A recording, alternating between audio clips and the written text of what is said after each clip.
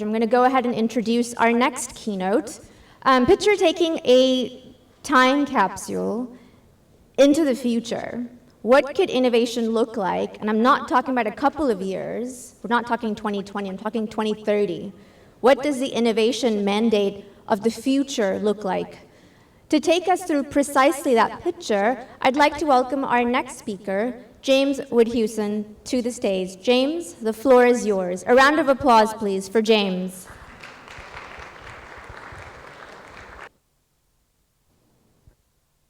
Well, good afternoon, everybody. My name is James Woudhuysen, Professor James Woudhuysen from London, England. I hope you can see the screen. Thank you. This is the last slide, so perhaps we could have the first slide, please. So people could spell my name. It's very difficult. Don't all leave at once. There's a whole series of jokes coming. Some of them you won't like, but some of them you just might like, especially if we could get the first slide. I have a suggestion to make about improving happiness, not just in Dubai, but everywhere around the world. Pay higher wages.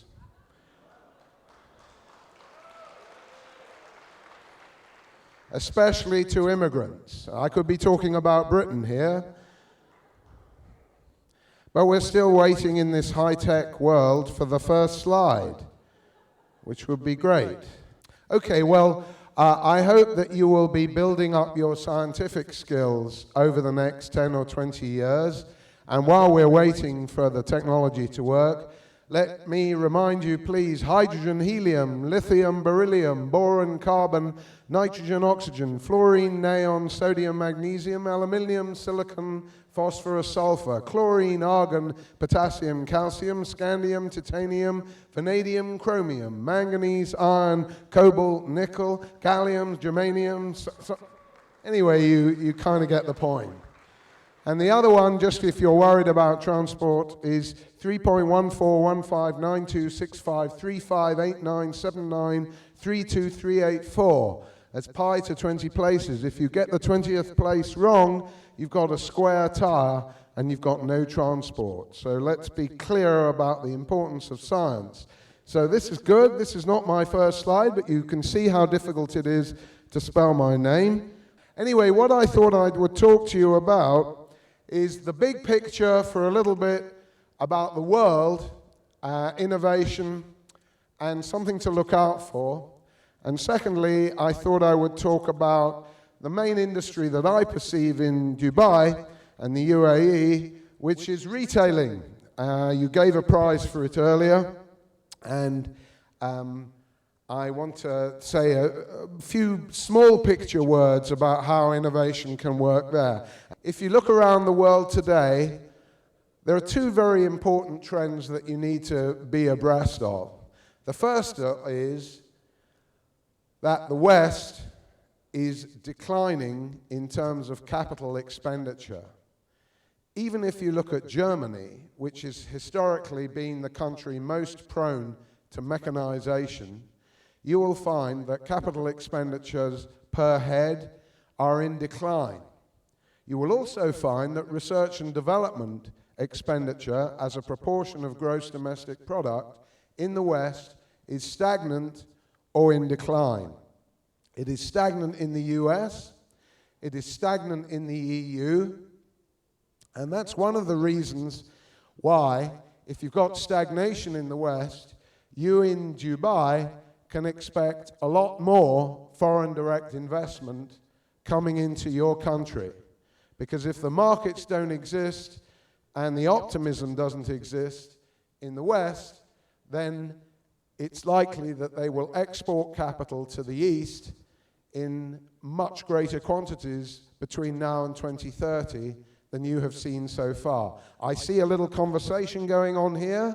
Was my point so controversial, or no? There's somebody looking at his mobile phone explaining my message to one of his colleagues. That's very good of you. Thank you. And one or two people may even be taking notes. I can't get my students to do it, but I'd appreciate it if you did.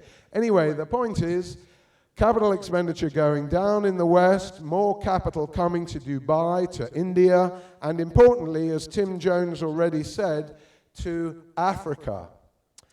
So when we remember that expansion of foreign direct investment and the expansion also in M&A, mergers and acquisitions, that implies a very important thing for innovation, which is, if we remember the wider context of protectionism and trade disputes in the world today, and we look at the protectionist policies of Donald Trump and of Hillary Clinton, then you will find that the FDI moving around the world is more and more subject to government controls and government fears.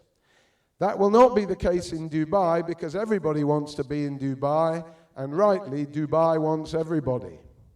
But if you have investments elsewhere, in General Electric, in other countries, then you will find that the FDI that is taking place there, well done. Okay, so here we go, and you already heard the first bit. We can just get them to move on. So let me see if I can control this from here. You hear a lot about robots. Robots are increasing very fast. Third slide, please. If you look at the increases here, you will see that there is quite a lot going on in the last few years, but the total of units, industrial robots sold last year is 250,000 around the world. Ladies and gentlemen, even the stagnant United States can create that many jobs, 250,000 in a month. So the increases are fast, the penetration of robots is very small and will remain small for a very long time to come. If you take service robots, there is a man taking notes, and a lady there. If you take service robots, it's 1/10 of industrial robots. It's 25,000 service robots sold around the world, chiefly to Singapore restaurants, at $37,000 each. It's just in the Financial Times yesterday. So the robots are not coming, and that's because there isn't enough capital investment. Now, we could discuss at length for 2030 which bits of IT really will happen and are happening. Some are moving now. Some are really happening quite quickly, like driverless tractors, which Tim Jones talked about in the shape of driverless trucks. I think tractors are even easier than trucks. But mass penetration, as he implied, of driverless cars won't happen even by 2030. You will not get 5% penetration of driverless cars or electric cars by 2030, and you will not get artificial intelligence ever, because nobody could be as intelligent as you and your staff, your emotional intelligence, your aesthetic intelligence, your political intelligence. However, if we go to the next slide, we can see just how serious the situation is in Germany. There's been a slight uptick, but capital formation, capital investment in the land of machine tools is very weak there. Next slide. So when we think about the context of the new protectionism, and you look at the red bits and the black bits of all the protectionist measures that have been taken since 2008, and then we remember the Volkswagen affair in America, where it has run up fines of billions of dollars because it didn't meet America's particulates emissions requirements. Or we think of IKEA being prosecuted for having furniture that collapses on children. Or we look at what's happened in Chinese nuclear coming into Britain and all the worry about Chinese penetration of our energy and IT infrastructure. And then we remember our friend, who's probably going to win the White House, you heard it here first, and his rival, who's equally protectionist. Very good slides, people, you're doing it. Then global disputes on trade, foreign direct investment, and geopolitics will multiply, and innovation will be less open, more subject to state control, more subject to lawyers, whom we just heard about. And that means something for you. You'll be getting more of this in London and around the world, and therefore, now is a moment, given the international disputes, to be more serious about intellectual property. That will be more in dispute. And innovation generally will have a stronger security and defense aspect to it. I say this as a forecaster.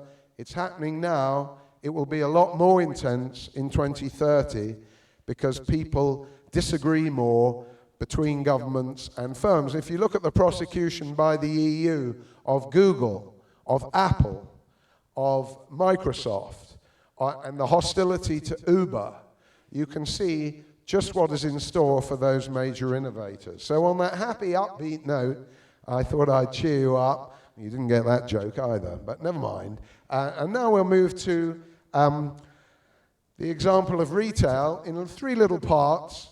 Let me talk about retail first in the context of IT.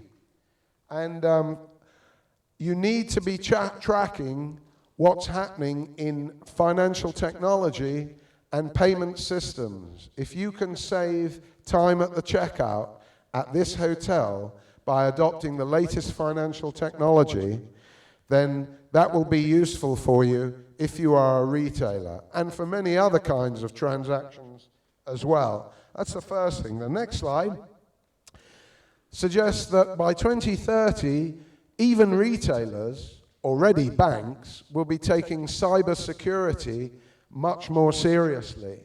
Retailers have a lot of IT in them, and that IT is penetrable by all kinds of hackers, not just Russians or Chinese, but those employees you have not paid high enough wages to.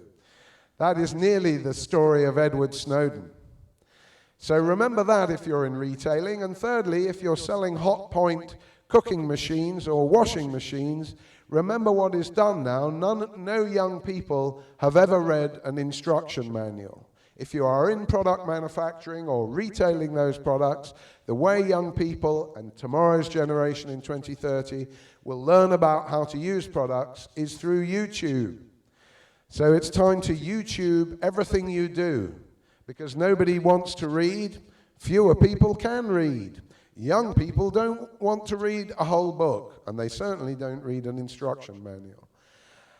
And while we're thinking about IT and retail, let's reorganize access to your retailers, access to everything. You can be in manufacturing as well, or other services, including restaurants, hotels, and all the rest of it. Make it not just mobile-centric, but mobile first.